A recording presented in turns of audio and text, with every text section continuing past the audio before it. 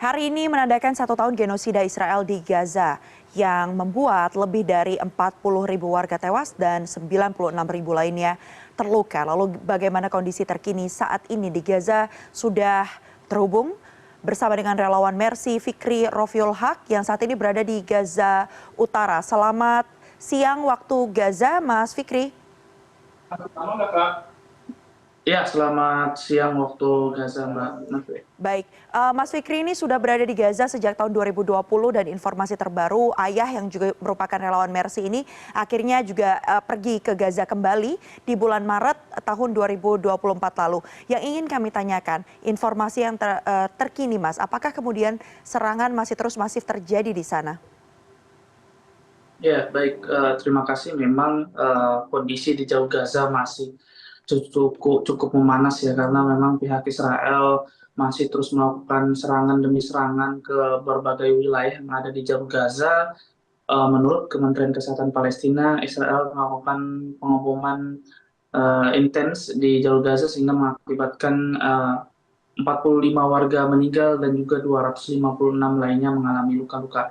Dan saat ini memang yang sangat fokus atau Israel memfokuskan serangan di jalur Gaza bagian utara, di mana mereka melakukan serangan darat di jalur Gaza bagian utara, dan informasinya memang mereka sudah berhasil masuk ke kamp pengungsian Jabalia, sehingga terpaksa para masyarakat yang tinggal di kamp pengungsian tersebut harus meninggalkan rumah mereka dan mengungsi ke tempat titik yang lebih aman yang ada di jalur Gaza bagian utara.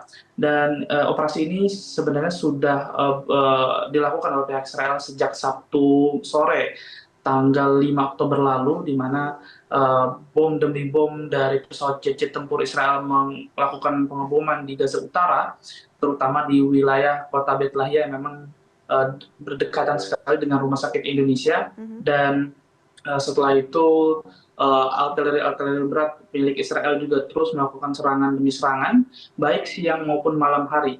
Dan yang kami rasakan adalah ketika malam hari sebenarnya situasi sangat-sangat mencekam, karena pada malam hari serangan lebih intens lagi ketimbang pada pagi ataupun siang hari.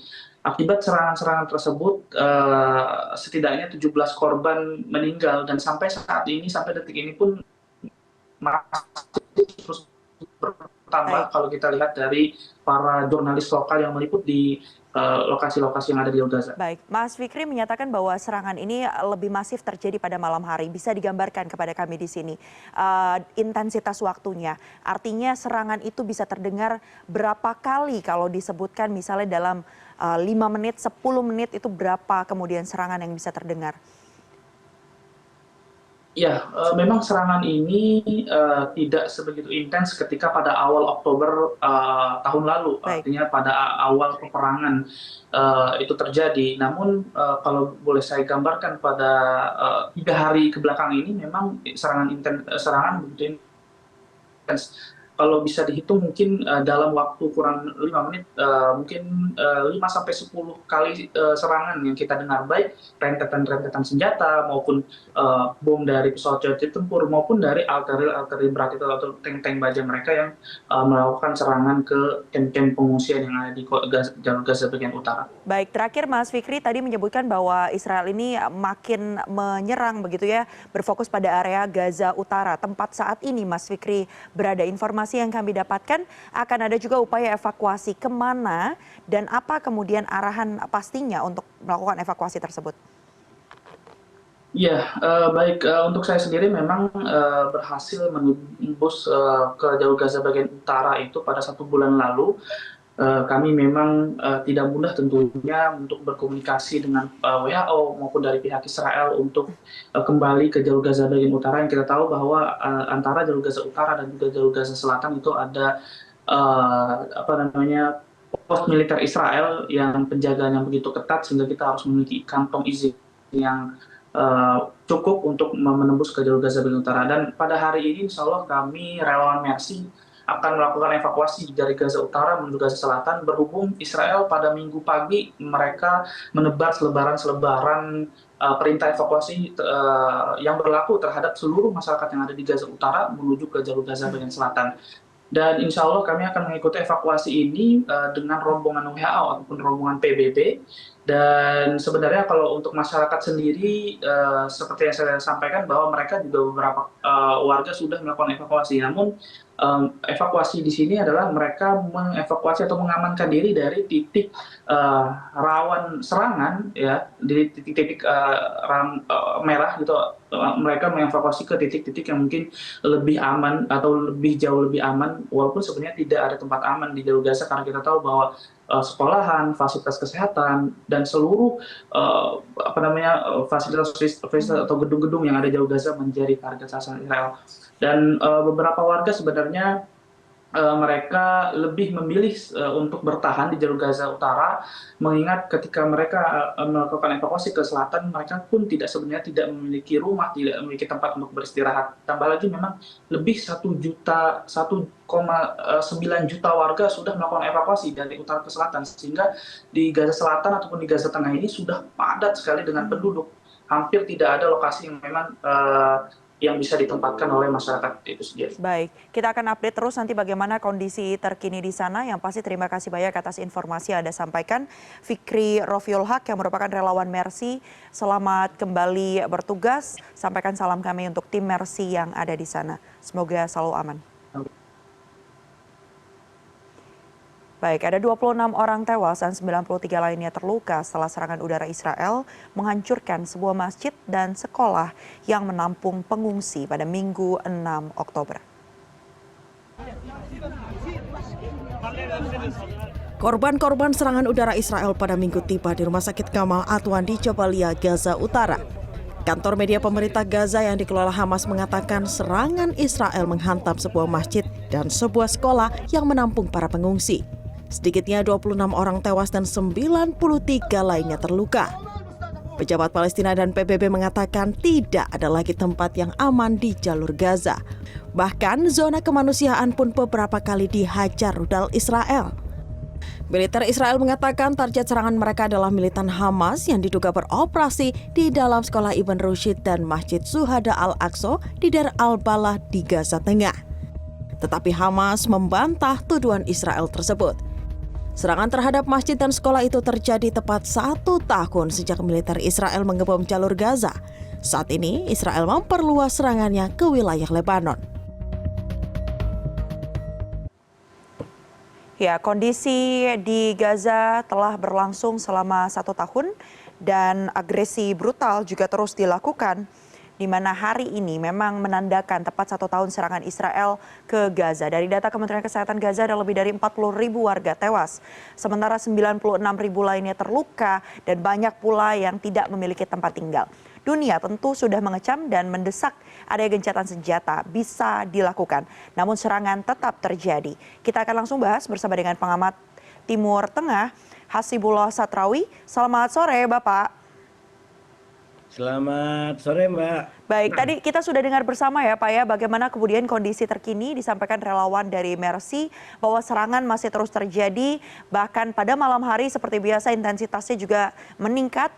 Dan kalau kita tilik ya Pak, Sekjen PBB Antonio Guterres ini juga sudah menyerukan adanya perdamaian untuk bisa dilakukan pada 5 Oktober lalu, jelang 1 tahun genosida di Gaza. Desakan gencatan senjata masih terus dilakukan pula, atau untuk bisa segera diimplementasikan gitu. Tapi faktanya tadi serangan masih terus ada Pak.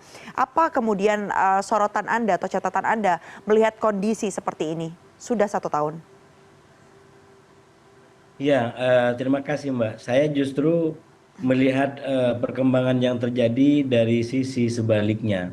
Bahwa 7 Oktober 2023 itu kayak semacam menjadi ujaman baru bagi kedua belah pihak Israel dan Palestina dalam menghadapi dan melalui hari-harinya sebagai dua bangsa. Kenapa saya katakan begitu? Karena persis setelah 7 Oktober 2023 maka kemudian yang pertama Israel merasa diserang dan dipermalukan sedemikian rupa. Kalau boleh saya mengutip salah satu pernyataan yang pernah digunakan oleh salah satu elit perunding Palestina senior, kalau tidak salah namanya Sohaib Arikat, dia pernah mengatakan bahwa dengan serangan 7 Oktober 2023 itu Hamas mengejutkan Israel dan dunia dengan serangannya itu. Tapi sebaliknya, lalu Hamas dan dunia juga dikejutkan oleh serangan balik yang dilakukan oleh Israel semenjak 7 Oktober sampai sekarang. Nah, artinya apa? Itu yang saya bilang tadi, bahwa sesungguhnya 7 Oktober 2023 itu menjadi kayak titik tikaman baru bagi konflik, bagi selisih yang terjadi di antara Israel dan Hamas secara khusus dan Palestina secara umum. Nah, oleh karena itu kalau kita lihat dalam tanda kutip peringatan yang dilakukan hari ini oleh kedua belah pihak, maka itu sebenarnya menunjukkan kedua belah pihak memaknai 7 Oktober sebagai tikaman baru kepada masing-masing pihak sebagai musuh. Palestina menganggap ini adalah, atau Hamas menganggap ini adalah sebuah kemenangan dalam tanda kutip, karena baru kali ini dalam sejarahnya Hamas atau Palestina secara umum bisa melakukan sebuah serangan yang begitu telak, begitu menghancurkan, dan itu mengenai sistem pertahanan dan persenjataan yang dimiliki oleh Israel. Nah, sebaliknya karena Israel merasa dipukul dan disakiti sedemikian rupa, maka kemudian dia mencoba untuk melakukan serangan balik dengan serangan yang jauh lebih brutal, bukan tidak kalah brutal, menurut saya jauh lebih brutal daripada yang dilakukan oleh Hamas pada 7 Oktober 2023. Sehingga kita saksikan sampai hari ini ribuan korban, bahkan hampir 42.000 itu menjadi korban daripada aksi balas dendam yang dilakukan oleh Israel. Artinya belum ada tanda-tanda gencatan senjata, penghentian serangan ini akan dilakukan oleh Israel ke Palestina? Secara pribadi saya terus terang khawatir bahwa kalau tidak ada intervensi lebih kuat dari dunia, masing-masing pihak Hamas dengan Israel di bawah kepemimpinan Netanyahu sekarang akan semakin mengembangkan atau mengimajinasikan apa yang disebut sebagai one state solution, yaitu bahwa solusinya bagi mereka masing-masing adalah satu negara, yaitu menghapuskan Israel bagi Hamas atau menghanguskan Hamas bagi Israel. Karena kenapa? Karena sekali lagi kalau kita lihat dari aktor-aktor konflik yang sekarang berperang, sebenarnya memang orang-orang atau kelompok yang dulu, kalau kita baca dalam konteks perjuangan kemerdekaan Palestina, itu Hamas dengan Netanyahu terutama di antara tokoh-tokoh yang memang tidak mau menerima yang disebut sebagai solusi dua negara. Karena kedua belah pihak ini sama-sama membawa keyakinan bahwa yang paling benar untuk diperjuangkan ke depan adalah solusi satu negara, yaitu Palestina bagi Hamas yang berarti menihilkan atau membumi hanguskan Israel, atau hanya Israel raya bagi Israel, dan itu artinya harus menghanguskan Hamas dan bahkan Palestina secara umum. Baik. Nah, ini sebenarnya ideologi yang selama ini dibawa oleh dua pihak yang sekarang ini terlibat langsung dalam peperangan. Tapi bicara soal kecaman dunia, ini tentu tidak main-main. Pemimpin dunia mengecam aksi serangan dari Israel ke Palestina yang terus terjadi, desakan gencatan senjata juga dilakukan.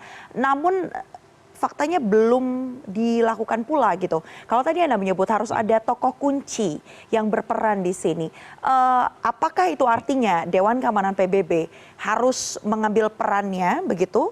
Tapi kita lihat sejarahnya juga tentu tidak menguntungkan dari untuk pihak Palestina begitu. Apa yang kemudian bisa dilakukan kemudian? Ya, saya melihat kalau kita lihat sikap dunia secara umum, Mbak. Yang pertama, saya harus mengapresiasi sikap dari beberapa negara yang katakanlah memberikan catatan kritis kepada Israel.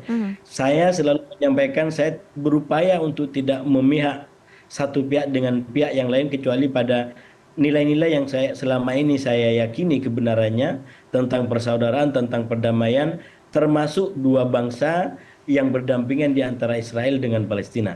Jadi kalau saya mengatakan mengapresiasi negara yang katakanlah mengkritik Israel, termasuk yang terbaru Perancis yang minta agar pengiriman senjata ditahan ke Israel, saya mengapresiasi itu sebagai hidupnya nurani dunia. Bahwa negara-negara di dunia ini masih menganggap apa yang dilakukan Israel hari ini di Gaza itu sedang melampaui apa yang disebut sebagai hak membela diri. karena sudah terlalu banyak kerusakan dan korban yang tidak lagi cukup untuk disebut sebagai membela diri.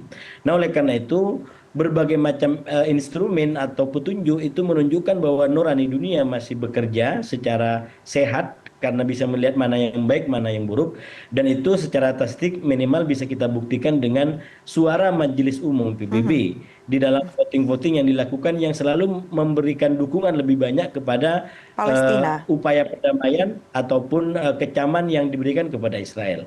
Hanya saja, nah ini catatan kedua yang kritis, Mbak. Hanya saja di tingkat organisasi dunia, terutama yang disebut dengan PBB, maka kemudian ada sistem yang gagal. Sehingga nurani dunia yang bekerja secara sehat dan waras kalau kata orang Indonesia itu lalu tidak bisa diadopsi sebagai sebuah resolusi, sebagai sebuah ketetapan yang memiliki kekuatan hukum memaksa melalui terutama Dewan Keamanan, anggota tetap Dewan Keamanan PBB. Nah, oleh karena itu saya melihat pentingnya ke depan agar sistem Dewan Keamanan PBB ini direformasi sedemikian rupa agar dia tidak menjadi penghambat bagi kejernihan nurani dunia. Karena kalau yang terjadi seperti sekarang, ini kan sebenarnya kejernihan dunia di dalam bersikap, lalu kemudian dirampas sedemikian rupa oleh kuasa yang diberikan kepada anggota tetap Dewan Keamanan PBB melalui sistem veto. Mungkin ada kalanya masyarakat dunia mulai berpikir bagaimana sistem veto tetap diberikan tapi tidak menghalalkan atau membolehkan negara-negara pemegang veto itu bermain politik like and dislike. Karena kan ini yang menjadi masalah ibarat dalam politik Indonesia atau keadaan Indonesia ini menjadi masalah karena orang yang mestinya menjadi hakim itu ternyata menjadi supporter dari mereka yang berperang, yang bertarung. Baik. Nah, itu yang akhirnya membuat telok gitu. Jadi tidak akan ada kebenaran yang jernih, yang menyejukkan secara sistem di tingkat PBB, manakala lagi-lagi memungkinkan orang yang ternyata atau negara yang ternyata terikat dengan dukung-mendukung di dalam keadaan tertentu untuk menjadi hakim pada waktu yang bersamaan. Pak, kita tahu, sehingga ada bias. Ya, kita tahu bahwa serangan Israel ini juga makin meluas di area Timur Tengah begitu ya. Kita sempat dengar pula bagaimana kemudian roket Israel mendarat baik itu di Iran maupun di Lebanon. Apakah ke depannya eskalasinya juga akan terus meningkat? Karena saya sempat juga menyimak, Anda sempat mengatakan Lebanon ini bahkan berpotensi menjadi Palestina kedua. Ya, sebenarnya secara strategi itu yang dilakukan sekarang oleh Netanyahu. Bahkan peringatan yang terbaru yang dikirimkan oleh Israel kepada Iran itu justru menakut-nakuti dengan apa yang sekarang terjadi di Gaza, dengan apa yang sekarang sedang berlangsung di Lebanon. Artinya apa? Ini berarti memang ada kesengajaan dari pihak Israel melakukan berbagai macam perang yang membabi buta, menginjak-injak seluruh sistem nilai ini untuk kayak semacam memberikan efek jera dan efek takut. Nah, ini yang menurut saya keliru besar. Keliru besar kalau dunia ingin ditakut-takuti dengan kondisi seperti ini, terutama di wilayah konflik yang terjadi di antara Israel dengan negara-negara sekitarnya. Faktanya kalau mau kita lihat hari ini, apa yang sudah terjadi di Gaza tidak serta-merta membuat Hizbullah di Lebanon itu menahan diri atau menjadi takut untuk memperjuangkan yang mereka sebut sebagai hak dan kebenarannya. Faktanya apa yang dilakukan Israel kepada Hizbullah hari ini tidak membuat Iran lalu kemudian mengubah cara berpolitiknya, malah dia semakin berani dengan mengirimkan ratusan roket ke Israel pada tanggal 1 Oktober kemarin. Baik. Jadi inilah menurut saya yang mestinya harus menjadi koreksi bagi para pemimpin dunia ini, bahwa logika kekuatan, logika senjata itu mungkin sekarang tidak lagi cukup untuk membangun perdamaian yang hakiki ke depan. Kita harus beralih daripada logika gertak-menggertak dan serang-menyerang seperti ini. Dan menurut saya itulah yang menjadi tantangan ke depan, agar sekali lagi kita tidak menahan negara-negara tertentu untuk katakanlah memiliki senjata nuklir, tapi pada waktu yang bersamaan kita mendukung negara-negara yang kita dukung untuk mendapatkan nuklir, dan kemudian kita gunakan nuklir itu untuk menyerang katakanlah mereka yang tidak sepaham dengan kita atau beda posisi dengan kita. Ini kan berarti sebuah kecacatan di dalam sistem nilai yang kita punya. Saya sendiri terus terang tidak mengikuti sistem begitu karena bagi saya nilai itu adalah satu dan berlaku universal. Bila adil bagi satu negara maka mestinya itu juga adil bagi negara yang lain. Jangan kemudian kalau ada satu warga katakanlah menjadi korban, kita sedemikian rupa memberikan perhatian, tapi begitu ada ribuan orang juga yang menjadi korban, kita seakan-akan tidak. Ini kan pencabik-cabikan terhadap sisi dan nilai kemanusiaan. Ya, tentu nilai kemanusiaan tertinggi yang harus kita junjung adalah bagaimana perdamaian dunia bisa diterapkan begitu ya, agar tidak terjadi lagi korban terutama masyarakat sipil yang ada. Terima kasih banyak atas informasi yang Anda sampaikan, pengamat Timur Tengah Bapak Hasibullah Satrawi sudah bergabung bersama kami di CNN Indonesia Newsroom. Sehat selalu Pak. Terima kasih. Terima kasih.